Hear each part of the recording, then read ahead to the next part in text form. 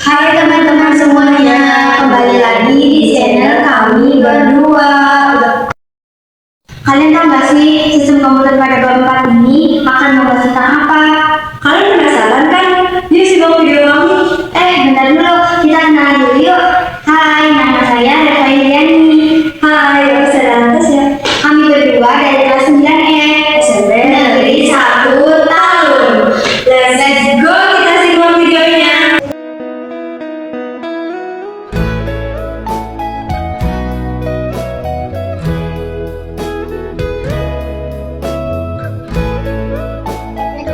Di sini saya akan menjelaskan beberapa hal yang dapat dijadikan sebagai praktik baik dalam memanfaatkan komputer sebagai berikut. 1. Pentingnya menjaga kebersihan komputer.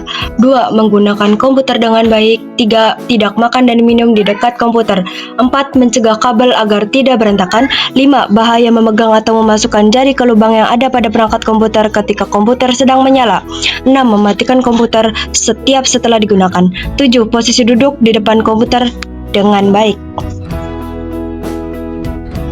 Berikutnya, saya akan menjelaskan tentang cara kerja komputer. Salah satunya ialah booting.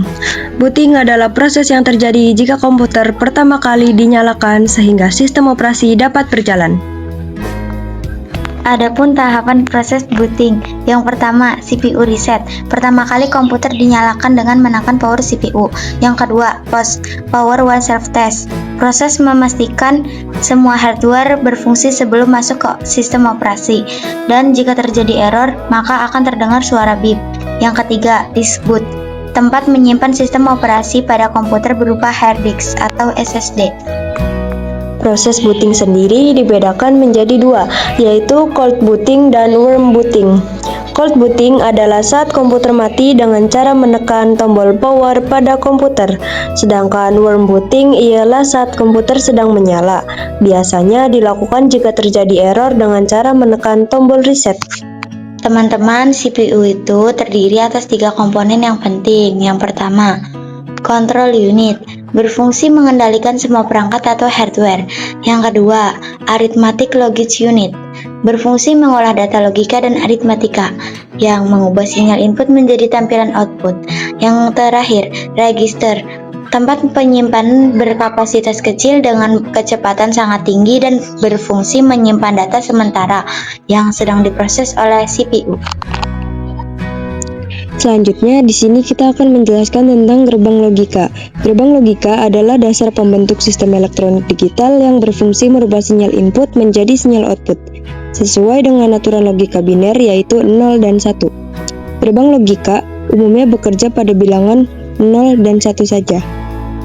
Teman-teman, jenis-jenis simbol logika itu ada 7 loh. Kalian pasti belum paham kan? Jenis simbol logika yang pertama itu ada NOR, yaitu singkatan dari not dan or. Ia akan bernilai 1 jika semua inputnya 0. Nah, yang kedua itu ada simbol logika OR. Simbol logika OR itu akan bernilai 0 jika semua inputnya 0. Teman-teman bisa lihat dari gambar dan tabel ya. Nah, simbol logika yang ketiga itu ada NAND, yaitu singkatan dari not dan and, yang dimana ia akan bernilai 0 jika semua inputnya 1. Lalu simbol logika yang keempat ini adalah simbol logika AND, yaitu ia akan bernilai 1 jika semua inputnya 1. Teman-teman, kita geser ke slide berikutnya yuk. Teman-teman, di sini ada gambar simbol logika yang kelima loh, yaitu gambar simbol logika XOR, yang dimana ia akan bernilai 1 jika semua inputnya berbeda. Nah, gambar simbol logika yang keenam itu ada XNOR, ia akan bernilai 1 jika semua inputnya sama. Dan yang terakhir ada simbol logika NOT, yaitu akan bernilai kebalikan. Teman-teman bisa lihat dari gambar dan tabelnya ya. Halo teman-teman, kita akan belajar gerbang logika. Di sini di gerbang logika ini ada beberapa simbol logika. Di antaranya adalah simbol logika OR dan simbol logika AND yang berada di ujung. Kebetulan di tabel gerbang logika ini ada dua inputan, yaitu A dan B yang bermuara pada simbol logika OR. Lalu kita punya dua simbol yang pertama, A dan B akan masuk ke dalam simbol logika OR, yang dimana simbol logika OR itu akan bernilai 1 jika dua-duanya 0. Maka kita bisa lihat input pada tabel di samping. Teman-teman bisa lihat di kolom X itu adalah hasil dari simbol logika OR, hasil inputan A dan B. Mana teman-teman yang nilainya 0 dan 0, hanya dua atas aja kan? Maka pada X ini akan bernilai 1 karena dua-duanya inputan A dan B-nya bernilai 0, sementara yang lain itu akan bernilai 1.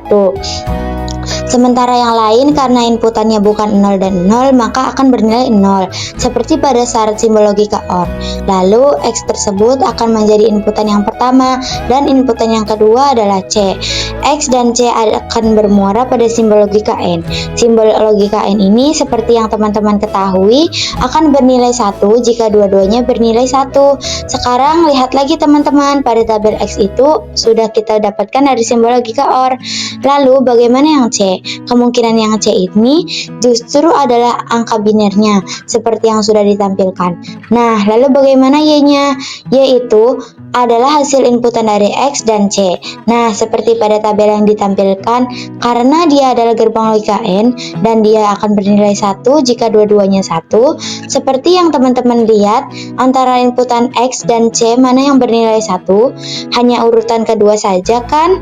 Nah, maka hanya urutan kedua saja yang dua-duanya bernilai 1, maka ialah yang dianggap bernilai 1, selain itu akan bernilai 0.